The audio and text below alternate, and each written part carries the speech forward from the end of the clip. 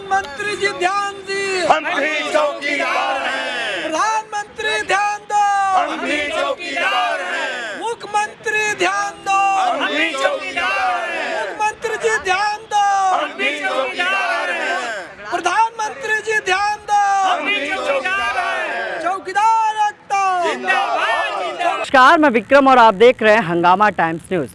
उत्तर प्रदेश की राजधानी लखनऊ के धरना स्थल इको गार्डन में इस वक्त हम मौजूद हैं, जहां पर सभी अपनी मांगों को लेकर उत्तर प्रदेश के मुख्यमंत्री से गुहार लगाने आते हैं कि शायद यूपी के जो मुख्यमंत्री योगी आदित्यनाथ है वो उनकी मांगों पर ध्यान देंगे। लेकिन राजधानी लखनऊ में अपनी बात को पहुँचाने के लिए एक लंबा आंदोलन, लंबा समय देना पड़ता है। 18 दिन से चौकीदार, जिसको देश के प्रधानमंत्री कहते हैं कि मैं भी देश का चौकीदार हूं, लेकिन आखिर उन्हीं के देश में चौकीदारों की अनदेखी की जा रही है। भूख हड़ताल भी की, आंदोलन भी किया, यहाँ तक बीमार भी हो गए। जो इनके जो आयोजक हैं, जो सूर्यमान पासवान जी हैं, जो इनका नेतृत्व कर रहे हैं, वो हाल ही में राजधानी लखनऊ के लोक बंधु अस्पताल में प्रदर्शन के दौरान बीमार हो गए थे। सूर्यमान जी, काफ़ी समस्याओं का सामना आप लोग कर रहे हैं। सरकार का कहना है कि वो देश के चौकीदार हैं, वो देश की रक्षा करते हैं। क्या लगता है चौकीदारों पर देश के प्रधानमंत्री और उत्तर प्रदेश जहां 17 दिन से हो, ध्यान है आप लोगों का? सर, पहले तो आपके चैनल को मैं प्रणाम करता हूं कि सरकार तक बात पहुंचाने का काम किए। बहुत बहुत धन्यवाद। और आशा विश्वास है कि आप लोग लगे हैं तो ज़रूर हम लोगों के तनख्वाह में वृद्धि में भलाई होगी। और कहना चाहता हूँ कि हम लोग चौकीदार हैं, 2500 रुपया मिलता है और 2500 रुपया मिलता है। और माननीय मुख्यमंत्री जी आंगनबाड़ी, शिक्षा मित्र और अनुदेशक सबका तनख्वाह बढ़ा दिए हैं। आज बहुत दिनों से हम लोगों को 2500 रुपया मिलते आ रहा है। सूर्यमान जी, एक बात बताइए, 2500 रुपये मिलते हैं, परिवार वाले कुछ कहते नहीं कि 2500 रुपये में क्यों काम कर रहे हो? क्यों नहीं, हम लोग परिवार नहीं, बड़े बड़े लड़के बहुत नीचे दृष्टि से देखते हैं लोग कि आप 2500 रुपया कमाते हैं और बहुत बढ़ बढ़कर बोलते हैं। इस तरह का हम लोगों का बच्चा बोलते हैं। पत्नी बोलती है अगर माँ करके कि 2500 रुपया कमाते हैं तो लगता है कि आप बहुत सरकारी नौकरी करते हैं। उस समय ये लोग बोलते हैं तो यही मन करता है कि हम लोग आत्महत्या कर लें। 2500 रुपया में सर बताए कि क्या होने वाला है? 2500 रुपया में अगर बीवी कहती है तो अच्छी साड़ी नहीं खरीद पाते हैं हम लोग। लड़का कहता है कि हमको लखनऊ पढ़ा दीजिए, बनारस पढ़ा दीजिए, इलाहाबाद पढ़ा दीजिए, हमारे लड़के कहीं अच्छे स्कूल में पढ़ नहीं पाते हम लोग के लड़के। ये बताइए कि 2500 रुपया क्या है? 2500 रुपया तो एक जो 2 व्हीलर रखा होगा उसके 2500 का तेल पड़ जाएगा एक महीने के अंदर। मोबाइल खर्च हटाना पड़ेगा, पान पत्ता खाए सुरती बीड़ी हटाना पड़ेगा। 2500 रुपया में तो 2 व्हीलर में तेल भी नहीं पड़ सकता है। 18 दिन बीत गए हैं, अभी क्या लगता है योगी जी तक अपनी बात को पहुंचाने के लिए कितने दिन और प्रदर्शन करना पड़ेगा? देखिए, प्रदर्शन हकीकत को कहना बगावत नहीं है। हकीकत हम लोग कहेंगे कि माननीय मुख्यमंत्री जी अगले साल बजट आपने दिए थे 47 करोड़ 88 लाख रुपया, सबका हम लोगों का दिए थे और लोगों का बढ़ाए थे और चैनल के माध्यम से आया भी था। वो पैसा हम लोगों को नहीं मिला। और कितना बढ़ाए थे? 47 करोड़ 88 लाख रुपया। फिर जी आप सर्च कर देख लीजिए, अभी भी वो बजट पड़ा हुआ होगा या बाकी वो हम लोग को देने का काम नहीं किया। हम लोग सोचते थे कि चलिए 2500 है तो इस बार तनख्वाह आएगी तो 3000-3500 हो जाएगा। हम लोग यही दिल में अभिलाषा रखकर बाकी बढ़ाया हुआ चीज़ संसद भवन में पूरे लोगों के सामने, विधायकों के सामने बढ़ाया हुआ चीज़ हम लोग को नहीं मिला। ये बताइए कि हम लोग को सिर्फ आश्वासन मिलता है तो हम लोग कैसे विश्वास करें कि ये हम लोगों को तनख्वाह मिल सकता है? उत्तर प्रदेश की भाजपा सरकार को जब वोट किया था आप चौकीदारों ने, जब चुना था, तो क्या उम्मीदें थी और आज वो उम्मीदें किस तरह की बची? देखिए, हम लोग उस समय मोदी जी कहते थे कि मैं चौकीदार हूँ। जब बोलते थे मन से कि मैं चौकीदार हूँ, खुशी होती तो बहुत हम लोग इतना फूल कर चलते थे कि लगता था कि एक बीता ऊपर हो गए। ठीक, जब भाषण से बोलते थे कि मैं चौकीदार हूँ तो पत्नी के लड़के भी बुला कर जाकर वोट देने का काम किए। बाकी अब मैं पूछना चाहता हूँ माननीय प्रधानमंत्री जी से कि आप चौकीदार की तुलना किए, चौकीदारों के नाम पर वोट लेकर चले गए और आप लग रहा है कि हम लोगों को कुछ नहीं बढ़ा रहे हैं, तो इसका मतलब कि नकली हो गए और असली चौकीदार तो आपके ये लग रहा है कि हम लोगों को भीख मांगना पड़ेगा। चलिए, बहुत बहुत धन्यवाद सलमान। हमारे साथ एक बुज़ुर्ग भी हैं जिनसे हम बात करेंगे, जिनका नाम नारायण यादव है, जिनसे जानते हैं कि जब जनप्रतिनिधियों को, जो विधायक हैं, जो सांसद हैं, उनको जब चुनते हैं, वो जब आते हैं, उनसे अपनी बात को इन्होंने किस तरह से रखा। सर, किसी भी विधायक सांसद के पास आप गए, आपने अपनी बात को रखा, अपनी मांगों को रखा, क्या सदन में उस बात को उठाया गया?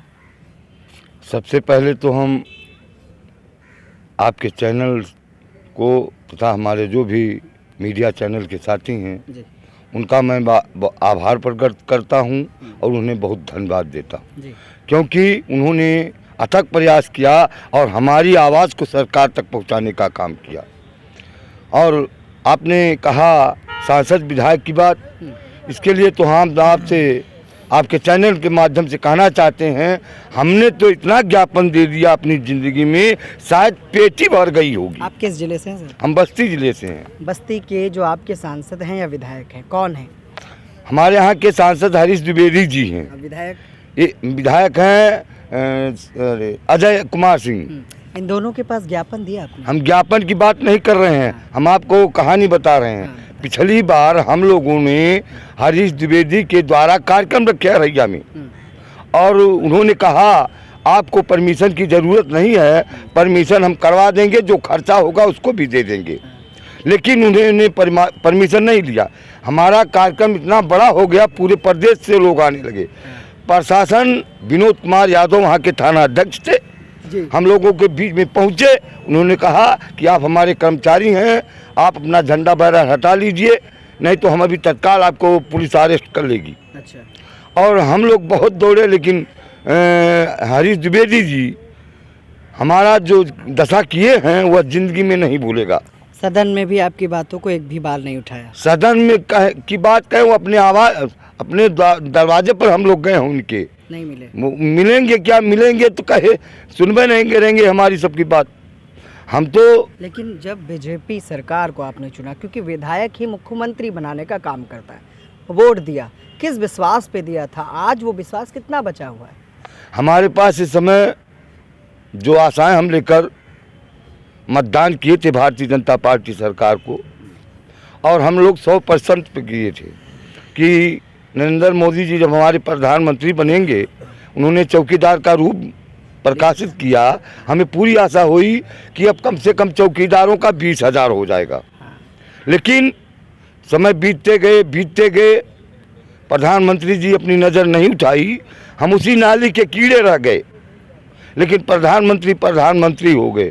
तो हम ऐसे प्रधानमंत्री को बहुत बहुत धन्यवाद देते हैं जो चौकीदारों को कीड़े में छोड़ दिए, नाली में बह रहे हैं। अरे प्रधानमंत्री जी, आप हमारे द्वारा चुने गए हैं, हम आपके परिवार के सदस्य हैं।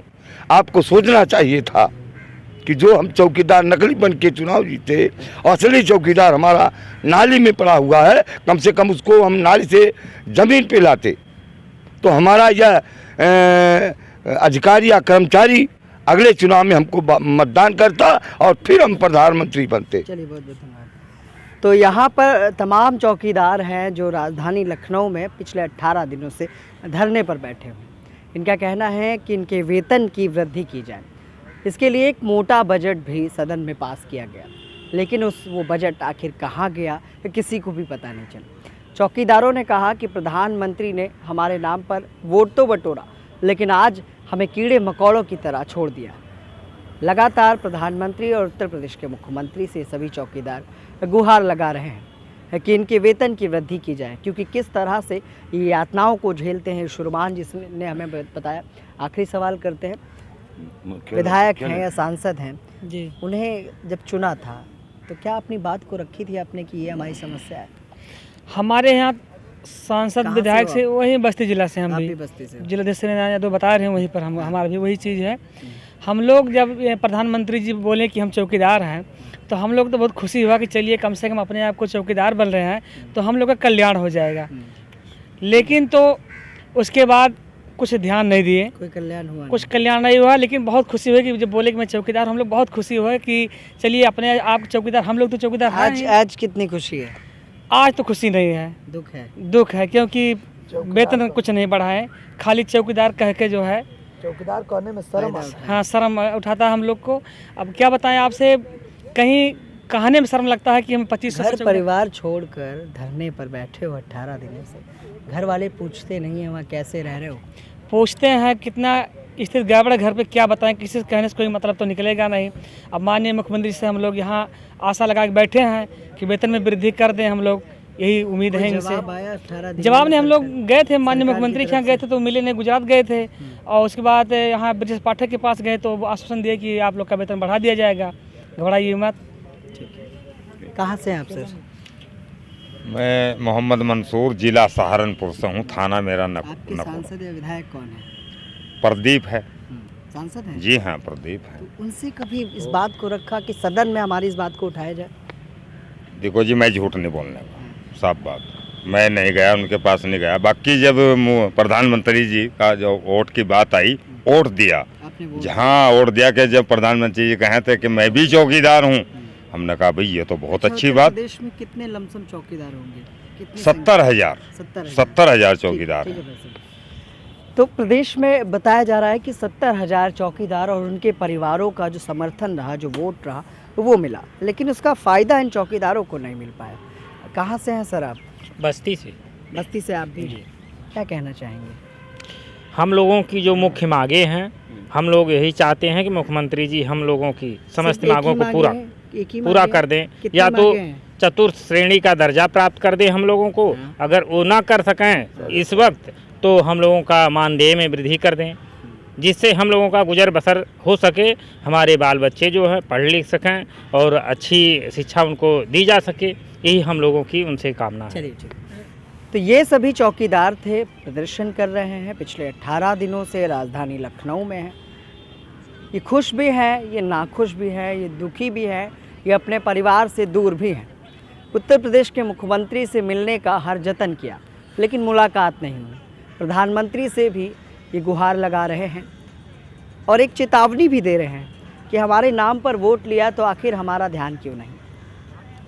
मोदी ने बताया कि हरीश द्विवेदी से वो मुलाकात भी किए, अपना पत्र भी दिए, लेकिन सदन में उनकी बातें नहीं उठती, ना विधान भवन में उनकी बातों को उठाया जाता है।